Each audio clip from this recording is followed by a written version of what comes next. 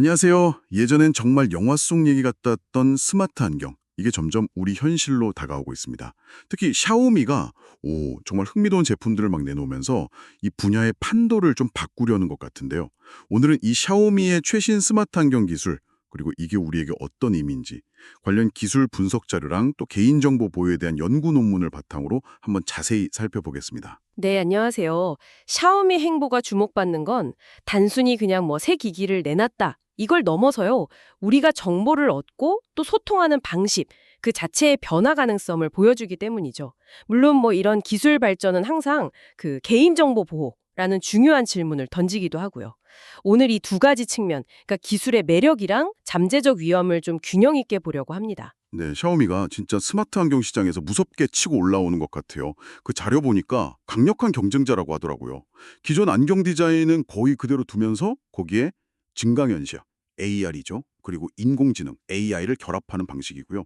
단순히 뭐 길 안내나 알림 보여주는 걸 넘어서서 개인 비서 역할도 하고 건강 상태도 체크해주고 심지어 통신 허브 그런 역할까지 할 수 있다. 이런 잠재력을 보여주고 있어요.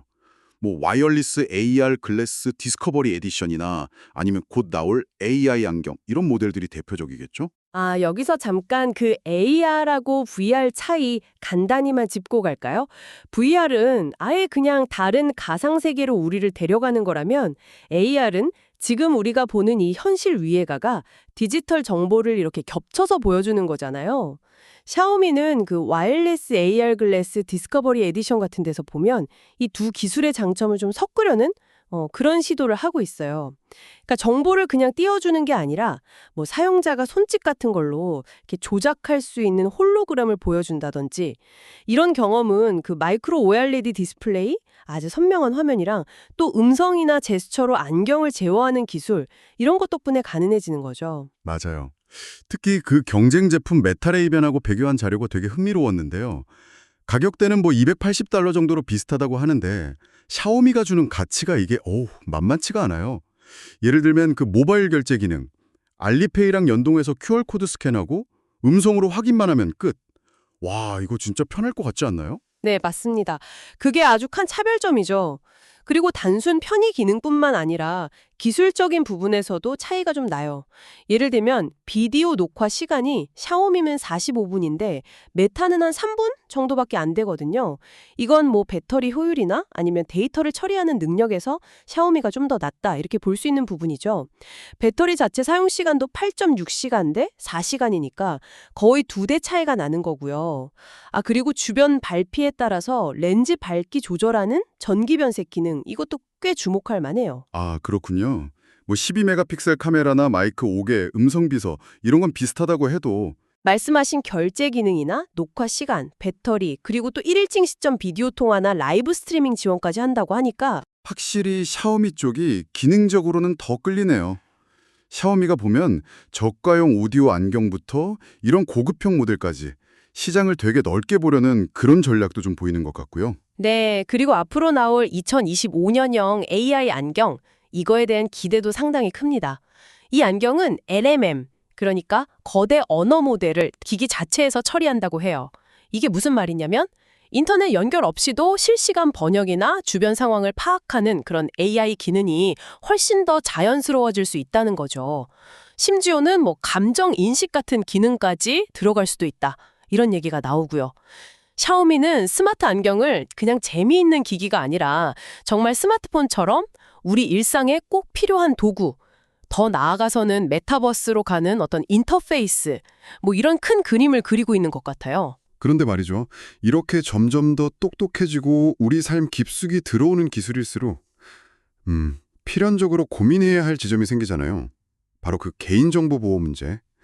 저희가 참고한 다른 자료, 그 석사 논문에서도 바로 이 점을 지적하고 있더라고요. 기술 발전하면서 생기는 프라이버시 문제들. 정확합니다. 특히 스마트 안경은 늘 이렇게 착용하고 세상을 보는 기기니까요.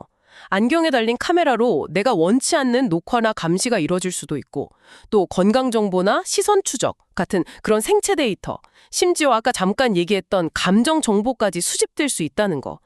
이런 민감한 정보가 만약 유출된다면 그 파장은 예전에 뭐 카드사 정보 유출이나 KT 해킹 사례 같은 거 보면 알 수 있듯이 상당히 클 수 있죠. 맞아요.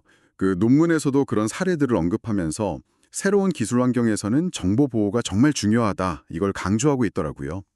편리함은 분명 매력적인데 내 시선 정보나 심지어 감정 상태까지 데이터가 돼서 어딘가에 저장되고 분석될 수 있다. 이건 좀 섬뜩하게 느껴지기도 해요.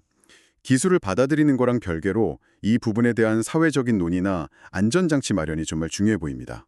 네, 정리해보자면 샤오미는 가격 경쟁력도 갖추면서 동시에 모바일 결제, 긴 녹화 시간, 뛰어난 배터리 성능 같은 아주 인상적인 기능들을 AI 안경에 담아서 시장에 강력한 도전장을 내밀었다. 이렇게 볼 수 있겠습니다.